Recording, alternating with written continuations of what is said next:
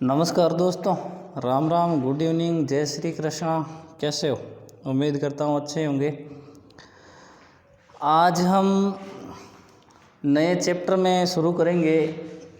रीढ़, पटवार, पुलिस सब में लागू होता है और जिसका नाम है राजस्थान की कृषि। क्या है? राजस्थान की कृषि। बिल्कुल बड़ा महत्वपूर्ण प्रश्न है और आजकल इस टॉपिक से बहुत सारे सवाल भी पुटअप हो रहे हैं एग्ज़ामों में। तो देखिए, आज बात करेंगे हम विस्तृत रूप से इस वीडियो में कृषि पर। कैसे कृषि की शुरुआत हुई, कैसे वर्तमान समय में कृषि पहुंची। क्योंकि जब मानव की उत्पत्ति हुई थी तो कृषि का उसे ज्ञान नहीं था। धीरे धीरे उसकी बौद्धिक क्षमता का विकास हुआ और कृषि का आरंभ हुआ। देखिए, आपने छोटी कक्षाओं में अक्सर पढ़ा होगा कि कृषि की शुरुआत है वो आदि मानव के प्रारंभिक विकास की अवस्था में शुरू हुआ था, जो वर्तमान में धीरे धीरे नवाचार के दौरान यहाँ पर पहुँचा। देखिए, जब आदि मानव की उत्पत्ति हुई थी अफ्रीका के जंगलों में किसकी उत्पत्ति हुई थी? आदि मानव की, प्रारंभिक मानव की, होमो सेपियंस की। ठीक है, इसीलिए अफ्रीका को मनुष्य की जन्मस्थली कहा जाता है। क्या कहा जाता है? अफ्रीका को मनुष्य की जन्मस्थली। और जब उत्पत्ति के साथ ही मानव अपने भोजन संग्रहण के लिए इधर उधर ऋतु प्रवास करता था, अपनी उदर पूर्ति के लिए इधर उधर एक स्थान से दूसरे स्थान पर भटकता था। जैसा कि आप लोगों ने पढ़ा है, आदि मानव प्रारंभ में कंदमूल खाकर, फल फूल खा करके अपना पेट भरता था, उदर पूर्ति करता था। लेकिन प्रवास के कारण उसे नए स्थान पर जाने में अनेक प्रकार की जो समस्याएं हैं वो सामने आने लगी। ठीक है, उसी समस्याओं से बचने के लिए उसने अपना दिमाग दौड़ाया कि क्यों ना कुछ ऐसी व्यवस्था की जाए और जिसके कारण हमें प्रवास वाली जो समस्या है वो हमें छुटकारा मिल सके इससे। तो धीरे धीरे एक दिन प्रवास के दौरान ऐसा माना जाता है कि उसने जो फल फूल खाए थे उसके बीज कहीं ज़मीन में दबा दिए थे। प्रवास के बाद में जब वापस लौटा तो उन्हीं बीजों में से नए जो है वो पेड़ निकले, पौधे निकले छोटे छोटे। और देखते ही देखते उन्हीं पौधों पर क्या लगने लगे थे? फल फूल लगने लगे। तब उसके दिमाग में आइडिया आया कि क्यों ना हमारी इस प्रवास वाली समस्याओं को है वो इस प्रकार से दूर किया जाए ताकि हमें एक स्थान से दूसरे स्थान पर भटकना भी नहीं पड़े और हमारी ये प्रवास वाली समस्या भी दूर हो जाए। ठीक है, इसी क्रमबद्धता के चरणों में जो कृषि का है विकास हुआ था। तो सबसे पहले मैं यही कहूँगा कि कृषि कहते किसे? अक्सर आप सभी जानते हो, हम भी जानते हैं, क्योंकि भारत एक कृषि प्रधान देश है। क्या है? भारत एक कृषि प्रधान देश है। भारत की जो अर्थव्यवस्था है वो किस पर निर्भर है? कृषि पर है। ठीक है, आपने अक्सर छोटी किताबों में पढ़ा है, छोटी क्लासों में, कि भारतीय कृषि है वो मानसून का जुआ है। किस प्रकार जुआ है, कैसे जुआ है, वो आज हम इस वीडियो में चर्चा करेंगे। तो देखिए, सबसे पहले कृषि कहते किसे हैं?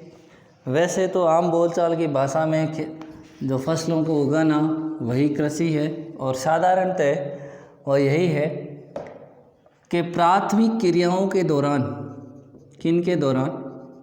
प्राथमिक क्रियाओं के दौरान एक या एक से अधिक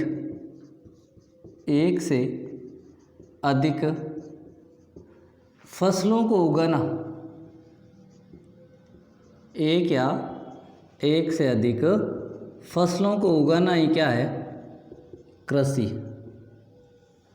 तो देखिए कृषि वह क्रिया है जिसमें एक या एक से अधिक फसलों को उगाया जाता है और उसका उपयोग किया जाता है, वही क्या कहलाती है? कृषि। इसी लाइन में से एक और नवीन बिंदु आपके सामने निकल कर आया है, वो क्या है? कृषि किसका विषय है, किस व्यवसाय का हिस्सा है? तो प्राथमिक व्यवसाय का। किसका है? प्राथमिक व्यवसाय का। ठीक है, प्राथमिक व्यवसाय किसे कहते हैं? तो स्वाभाविक साधारण सी चीज़ है जो खुले आसमान के नीचे, किसके? खुले आसमान के नीचे जो क्रियाएं प्रारंभ होती है और पूर्ण होती है, उसे क्या कहते हैं? प्राथमिक व्यवसाय। और कृषि अधिकांशतः वो जो आपके खुले आसमान के नीचे की जाती है। हालांकि आधुनिक कृषि प्रणालियों में हम देखेंगे कि आजकल जो है छत के नीचे, छत के ऊपर, बंद कमरों में भी कृषियाँ की जाती है, लेकिन अधिकांशतः यदि साधारण तौर पर बात करें तो कृषि वह क्रिया है, वह कार्य है जो प्राथमिक क्रिया के दौरान एक या एक से अधिक फसल उगाने की प्रक्रिया है। ठीक है, ये हो गई कृषि। बात करते हैं हम कृषि के उद्भव की। कृषि की शुरुआत के बारे में मैंने थोड़ा सा बता दिया कि किस प्रकार जो है कृषि प्रारंभ हुई थी और किस प्रकार कृषि वर्तमान युग में, वर्तमान रूप में पहुंची थी। ठीक है, तो देखिए कृषि का उद्भव, कृषि का उद्भव की यदि बात करें तो हमारे मानव जाति का जो प्रारंभिक दौर था, क्या था? मानव जाति का जो प्रारंभिक दौर था उसे हम पाषाण काल कहते हैं। क्या कहते हैं? पाषाण काल। इसके बारे में आप इतिहास में पढ़ चुके और हमारे वीडियो में भी चर्चा की गई है। ठीक है, ये हमारे प्रारंभिक युग था, प्रारंभिक विकास का स्तर था, और जिसमें अधिकांश मानव है वो किस पर निर्भर था? पाषाण काल में। पाषाण पर। पाषाण यानी पत्थर। पाषाण का मतलब क्या होता है? पत्थर। ठीक है, इस पाषाण काल को 3 भागों में बांटा गया था। पहला काल था पूर्व पाषाण काल, दूसरा था मध्य पाषाण काल, और तीसरा था नव पाषाण काल। ठीक है, ये मानव के बौद्धिक विकास के स्तर के आधार पर इसे विभाजित किया गया है। किस अवस्था में, किस युग में, किस कालखंड में मानव कैसी कैसी क्रियाएं करता था। जैसे ये पूर्व पाषाण काल है तो मानव का प्रारंभिक दौर में, इसमें मानव एक पशु के समान था, केवल पशुवत व्यवहार करता था। यहाँ आते आते उन्होंने गुफाओं में शरण ले ली थी। क्या ले ली थी? गुफाओं में शरण ले ली थी। ठीक है, इसके साथ साथ उसने क्या किया था? आग का प्रयोग किया था। प्रयोग नहीं लिखे, मैं यहाँ खोज लिख देता हूँ। ठीक है, क्योंकि प्रयोग, देखिए एक शब्द अलग है प्रयोग और उपयोग। और उपयोग तभी होता जब उसका हम प्रारंभ करके उसे समाप्त कर सकते हैं या उसे शुरू करके उस पर नियंत्रण रख सकते हैं, तभी वो हमारे उपयोग में। हालांकि मानव जब ऋतु प्रवास कर रहा था, शिकार कर रहा था, तो उसी दौरान पत्थरों के रगड़ से अचानक से आग लगती है, और आग का उसने सबसे पहले रूप है वो मध्य पाषाण युग में देखा था। लेकिन याद रखिएगा, जो आग पर नियंत्रण है उसका उपयोग है, यानी आग और कृषि का जो विकसित रूप है वो किस में देखा गया था? नव पाषाण काल में। ठीक है, हालांकि इस काल में आग शुरू हो गई थी, आग की खोज हो गई थी, लेकिन वो उसे नियंत्रण नहीं कर सकता था, उसकी वजह से बहुत सारा नुकसान हो रहा था। लेकिन यहाँ आते आते उसने क्या कर लिया? आग पर नियंत्रण कर लिया, जिसकी वजह से इसके साथ साथ कृषि के साथ साथ पहिए का आविष्कार हुआ। क्या हुआ? पहिए का आविष्कार हुआ। ठीक है, इन सब चीज़ों से मानव के पूरे जीवन में क्या आ गया? बदलाव आ गया था। बदलाव किस प्रकार आया था कि जो अब तक मानव ऋतु प्रवास करता था, अपने जीवन में भोजन संग्रहण के लिए इधर उधर भटकता था, लेकिन यहाँ आते आते वह क्या हो जाता है? स्थायी हो जाता है। क्या हो जाता है? स्थायी प्रवृत्ति का मनुष्य बन जाता, जो पहले घुमक्कड़ प्रवृत्ति का था, अब उसे एक स्थान से दूसरे स्थान पर घूमने की ज़रूरत नहीं थी। तो कृषि का उद्भव एक ही शब्द में बताऊं तो किस काल में माना जाता है? नवपाषाण काल में। किस में माना जाता है? नवपाषाण काल में माना जाता है। ठीक है, नवपाषाण काल में मानव नदी घाटियों के किनारे, किनके किनारे? नदी घाटियों के किनारे क्या करता है? अब सुन लेना पहले। अधिकांश से जो कृषि प्रारंभ हुई थी, कृषि प्रणालियाँ जो प्रारंभिक रूप में शुरू हुई थी, वो कहाँ पर हुई थी? नदी घाटियों के किनारे। उनका भी एक कारण है, क्योंकि उसे क्या मिल जाती थी? उपजाऊ मिट्टी। जो नदियों के किनारे जो मिट्टी हुआ करती थी वो कैसी थी? उपजाऊ मिट्टी थी। इसके साथ साथ क्या मिल जाता था उसे? फसलों को देने के लिए जल की पूर्ति हो जाती थी। इन दोनों कारणों से मानव ने प्रारंभिक तौर पर क्या कर लिया? नदियों के किनारे कृषि की शुरुआत की। कब की? नवपाषाण काल से। जैसे ही कृषि की शुरुआत हुई, मानव एक जगह अपना आवास बनाकर, अपना घर बनाकर रहने लगा, और एक घर से दो घर बनने लगे, और स्थायी आवास के कारण क्या हुआ? मानव बस्तियों का उद्भव हुआ। किनका हुआ? मानव बस्तियों का उद्भव हुआ, और यही बस्तियां आगे चलकर क्या कहलाई? सभ्यताएं। विश्व में जितनी भी, सुन लेना प्रक्रिया कैसे विकास के क्रम चरण थे। यहाँ मानव बिल्कुल भी पशु की तरह व्यवहार करता था, एक दूसरे को देखकर डरता था, पेड़ों पर रहता था। यहाँ आते आते उन्होंने गुफाओं में शरण ली, आग को उन्होंने पहली बार देखा। यहाँ आते आते उन्होंने आग का उपयोग करना शुरू कर दिया, आग पर नियंत्रण स्थापित कर दिया, कृषि करने लग गया, और पहिए का आविष्कार हो गया। परिणाम स्वरूप वो क्या करने लगा? नदी घाटियों के किनारे कृषि की शुरुआत की, जिसकी वजह से वो एक स्थायी आवास में रहने लगा। इन्हीं स्थायी आवासों के कारण मानवों को क्या हुई? बस्तियों का प्रारंभ हुआ, बस्तियों का उद्भव हुआ, और यही बस्तियां आगे चलकर क्या कहलाई? सभ्यताएं। इसीलिए इतिहास में जो नदी घाटी है उन्हें क्या कहा जाता है? सभ्यताओं का पालना। क्या कहा जाता है? सभ्यताओं का पालन। पता चल गया, क्योंकि विश्व की लगभग सभी जो सभ्यताएं वो किन के किनारे फली फूली है? नदी घाटियों के किनारे। अब देखिए, तो यहाँ से मेरे ख्याल से जो जो क्वेश्चन आपके बन रहे हैं वो सीधा सीधा देख लीजिए। मानव ने कृषि का उद्भव है वो किस कालखंड में हुआ? नवपाषाण काल में। ठीक है, नवपाषाण काल में कहाँ पर हुआ? नदी घाटियों के किनारे। उनके दो कारण हैं मुख्य थे, एक तो उपजाऊ मिट्टी और एक जल की आपूर्ति। परिणाम स्वरूप स्थायी आवास बनने लगे, जिन्हें मानव बस्तियों का रूप दिया गया, और यही मानव बस्तियाँ आगे चलकर क्या कहलाई? मानव सभ्यताएं। ठीक है, इसीलिए नदी घाटियों को विश्व की प्राचीन सभ्यताओं का क्या कहा जाता है? पालना। ठीक है, अब आगे बढ़ते। देखिए, जब मानव नदी घाटियों के किनारे अपना आवास बनाकर रहने लगा, कृषि प्रारंभ कर दी, उसी समय एक और समस्या आ गई थी उनके सामने, पशुधन की। क्या आ गई थी? पशुधन की। क्योंकि प्रारंभिक तौर पर जो मानव है वो पशु को किसके लिए प्रयोग में लेता था?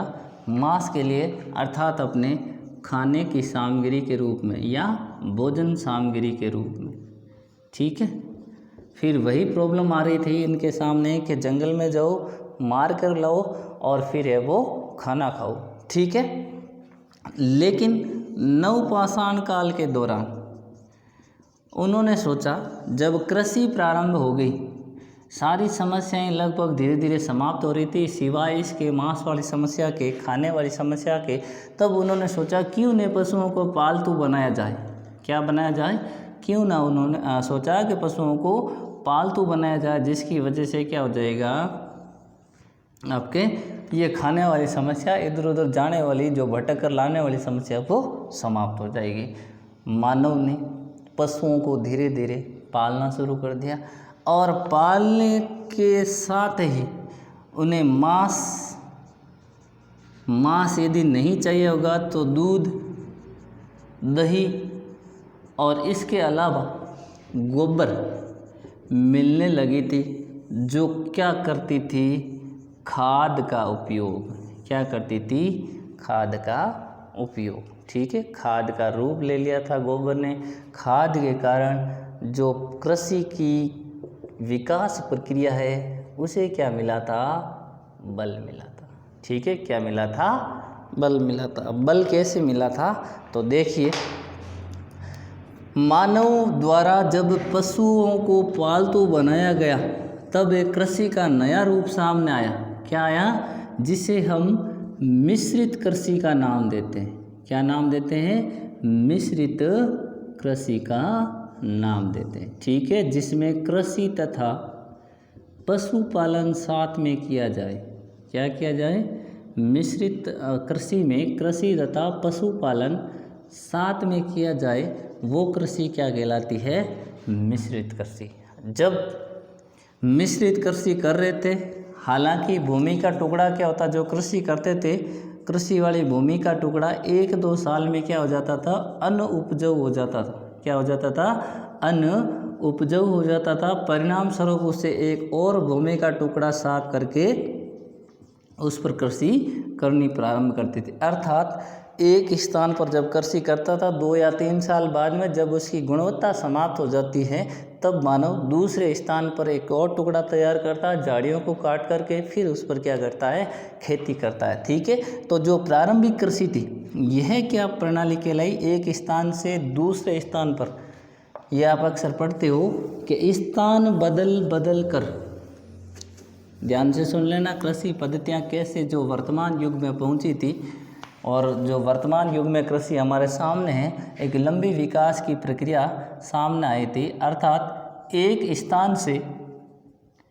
दूसरे स्थान पर जो कृषि की गई, अर्थात स्थान बदल बदल के जब गुणवत्ता समाप्त हो जाती थी, उस कृषि भूमि पर अनाज नहीं के बराबर होता था, तब वो खेत छोड़ दिया जाता था, वो ज़मीन का टुकड़ा छोड़ दिया जाता था, उसके स्थान पर दूसरा टुकड़ा है वो तैयार किया जाता था। तो जो स्थान बदल बदल कर की गई खेती क्या कहलाती है, स्थानांतरित कृषि।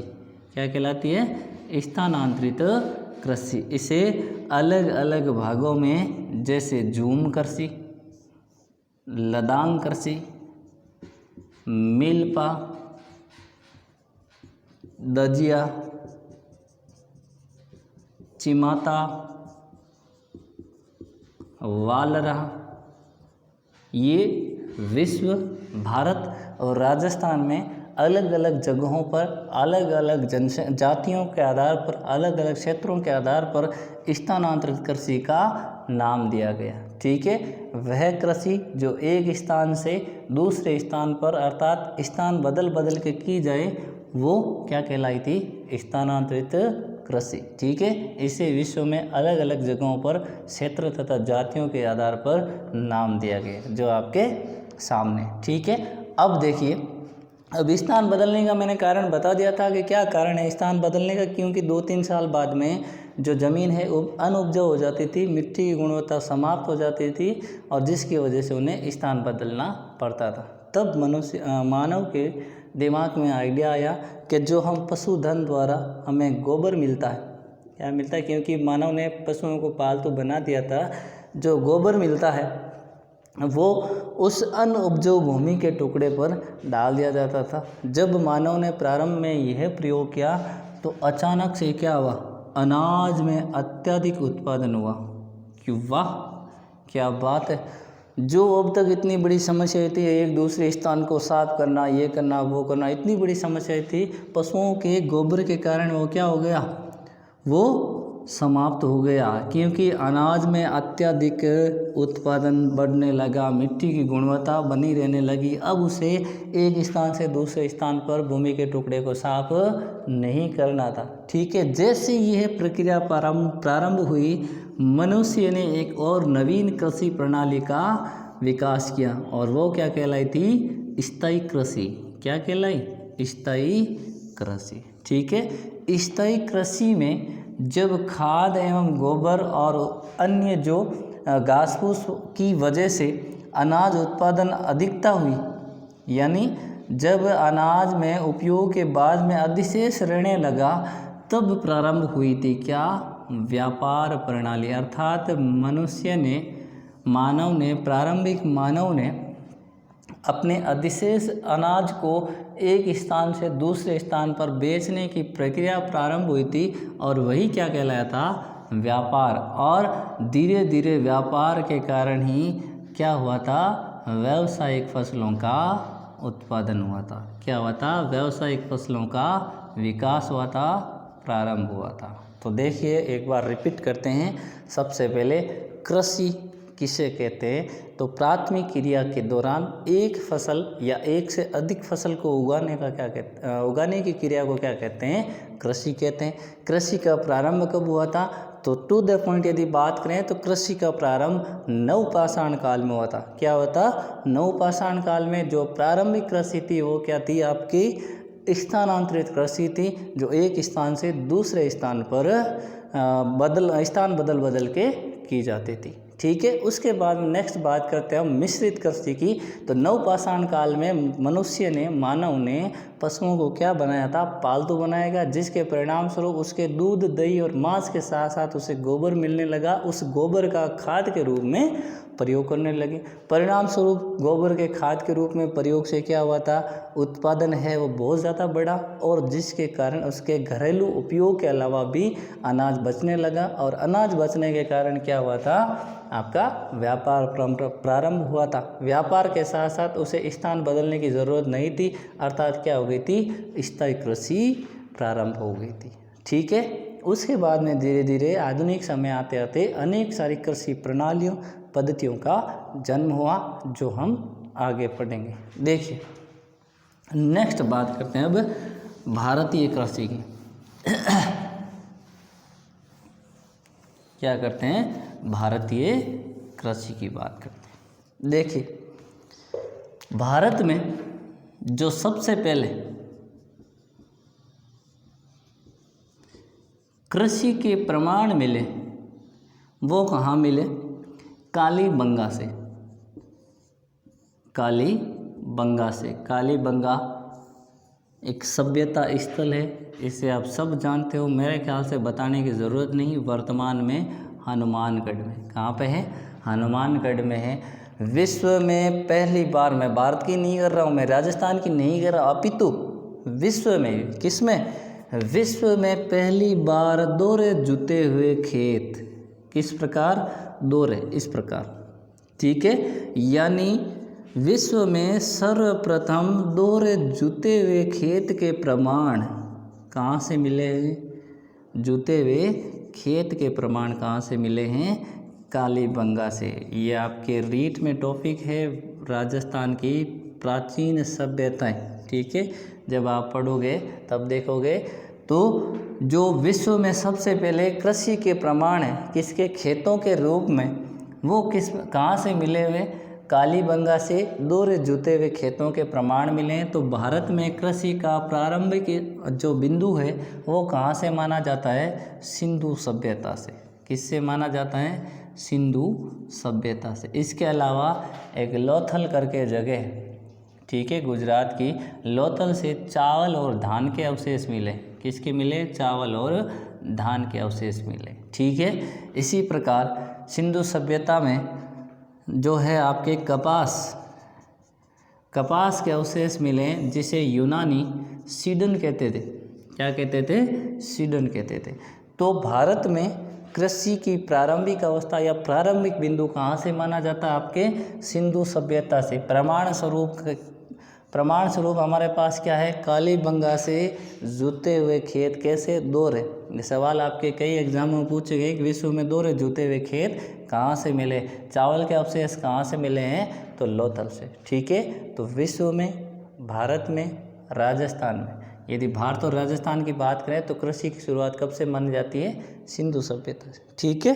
नेक्स्ट बात करते हैं अब हम भारत में राजस्थान की कृषि के बारे में। देखिए वैसे तो वर्तमान समय में अनेक प्रकार की फसलें उगाई जाती है, अनेक प्रकार के खाद्यान्न उगाए जाते हैं, अनेक प्रकार के मसाले उगाए जाते हैं, लेकिन फिर भी उन सभी फसलों को हम मौसम के आधार पर, जलवायु के आधार पर मुख्य रूप से राजस्थान की कृषि को या भारत की कृषि को यूँ कह दें तो 3 भागों में बांटा गया। कितने भागों में बांटा गया?